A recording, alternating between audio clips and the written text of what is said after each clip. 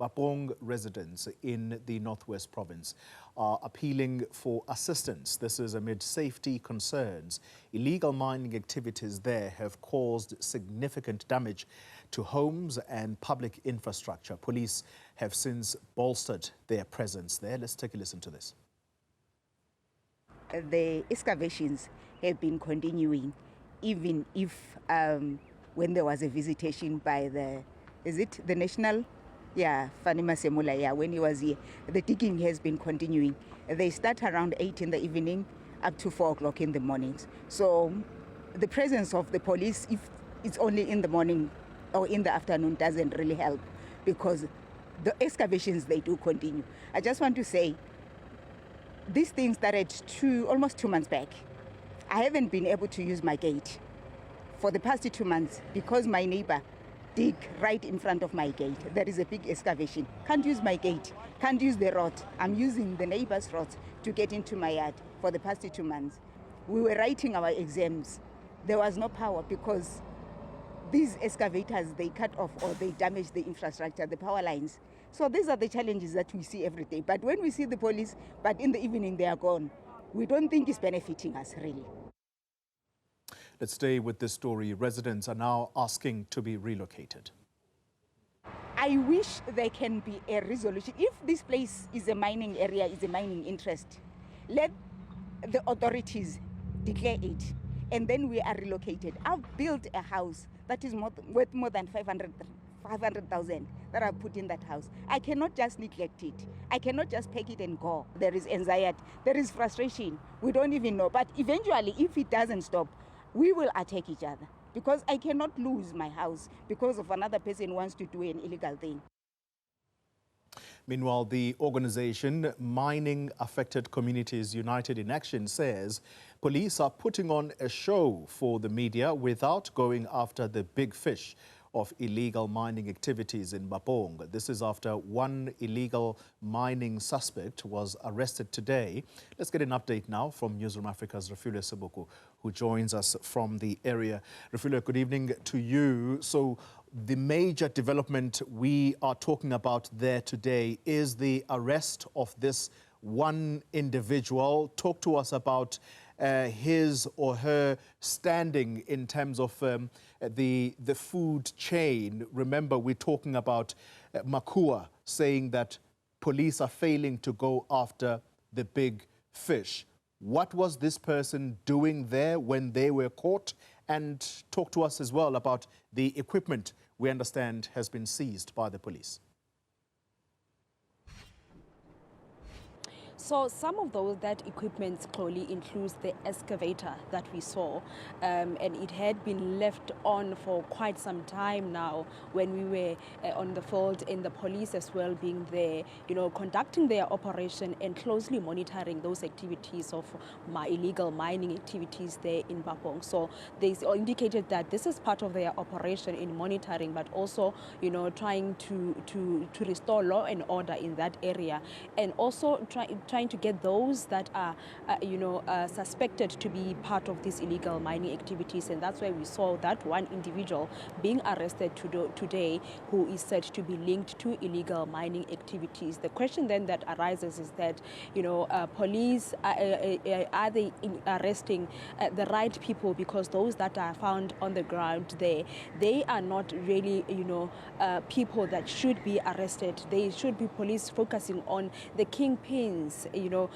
so that we can say that there is much that is being done when it comes to dealing with issues of illegal mining activities. And you did indicate the kind of infrastructure damage that community members are complaining about, the kind of safety that they feel like their safety is compromised, particularly because that area is left dug up like that with holes all over.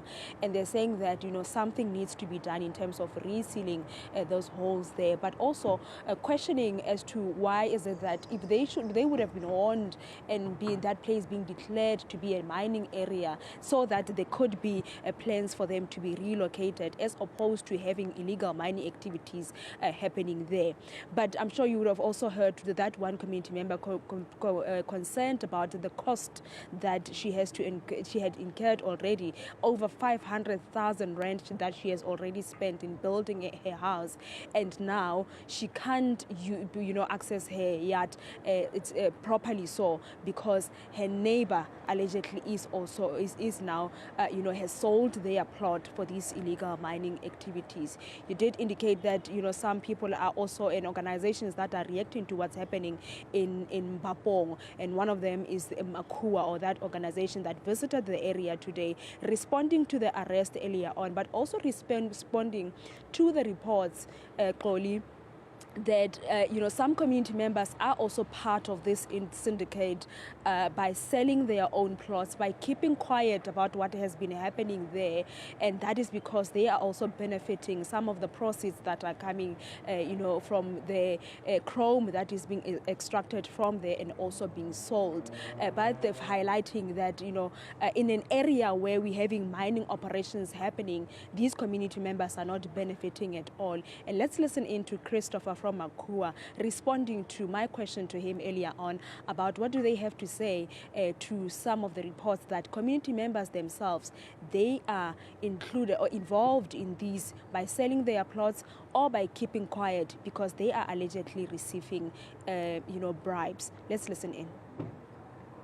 We've said this before, that we think that we're standing right next to Semanco mine. They've made billions in profits, and yet you can see the state of this community. It is a deep injustice that a community that lives on this wealth is not able to benefit from the wealth. So when hard-pressed communities are offered money, big amounts of money, to, then you understand that living in poverty is not easy. So, people are trying to earn a living, and when these opportunities arise, they are taking it. So on the one hand, we have sympathy with that, we understand. But on the other hand, there's a range of other community members here who simply just want to live in peace. Refiloe, those are very strong words from the leader of Makua, Christopher Rutledge. Let's talk about the individual who was arrested today. Do we know who that person is, and where do they fit in this food chain of illegal mining? That is the information that is not yet disclosed, because you'll remember, Xoli, that as they are being arrested, they will be processed in terms of getting their names, their age, their nationality. But as some of the officials are speaking on the ground, they had indicated that he was speaking in Sesotho. But this is information that is yet to be confirmed with regards to who this person is. But this is the person that was found while they were operating there, and I'm sure you would see that there are those that will be taking what is left of the chrome that is being transported out in big quantity with trucks, and some of the chrome material mineral that is left behind, they will be using these buckets that they are saying that they are selling them for about 30 rand, 25 rand, and that's how they are also making money from what is left of the chrome that is being extracted from there in Bapong. But we are yet to get the official reports and an update from the police themselves with regards to the operation that happened today. That person who was arrested, the machineries that were seized there, we did see the excavator that had been stuck there, one of those in fact that was there, been taken out of the area, and we know that these are machineries that will be taken to the police station, or rather will be taken to be part of the investigation. I mean, they will also take things like the number plates to try and understand who does these machineries belongs to? Because I'm sure you would have heard that this operation, it's not a small operation considering such yellow fleets that are on the ground. It looks like it's a well-funded operation or a syndicate that is happening, and that's why there's a concern that those that are found on the ground being part of this operation or mining there, they are being arrested. But has there been an arrest of the kingpins, those that are at the top of this illegal mining operation? And that has not been the case. I'm sure you and I, together with our viewers, to this day, we're still asking a question of where is Tiger, the Stilfontein as a kingpin, and we still don't have an answer to that. And yet another question is a concern that was also even raised by Makua earlier on, to say they are quite concerned that the police are not seemingly focusing on the big fish, but they are just focusing on what is the tip of an iceberg to this syndicate of illegal mining activities that is being conducted not just in the Northwest Province, not just in Bapong, but across the country. And with the funds that have been put into these operations, Vala Umkoti for instance, but these activities are continuing. And some community members saying that we are being failed by the police themselves. They feel like that, and this is the feel that we are getting from the residents on the ground. We are being failed by our own tribal councils, that they are alleging to be working with these zamazamas, something that they always continue to dispute and say we are also part of these investigations and we are not in support of the illegal mining activities because they are affecting our areas and they are also, they're not benefiting our locals in any way. But will there be any solution at all with regards to the lawlessness that is happening here? The billions and billions of rents that are being made from these illegal mining activities, and the locals are not benefiting at all. It's part of the investigations that are ongoing, Xoli, together with the reports of the illegal miners themselves allegedly strapped underground or that are underground after soil caved in on them. And with the weather conditions as well, we are seeing, there's also that worry that, the operation to rescue them or trying to see if indeed there are people there, it's going to be delayed because it's a wetland. Even for us as we are walking there, you can still feel that the surface is very unstable. It's not even safe to even come closer there. And this is some of the things that needs to be assessed. One community member is saying that maybe they should also bring in sniffer dogs to come and check that area where illegal miners are said to have been to be at after soil caved in on them. But we are yet to hear about this update, when that operation is going to be conducted, who these machineries belongs to, how many people have been arrested so far, and what is their role with regards to this chain of illegal mining activities.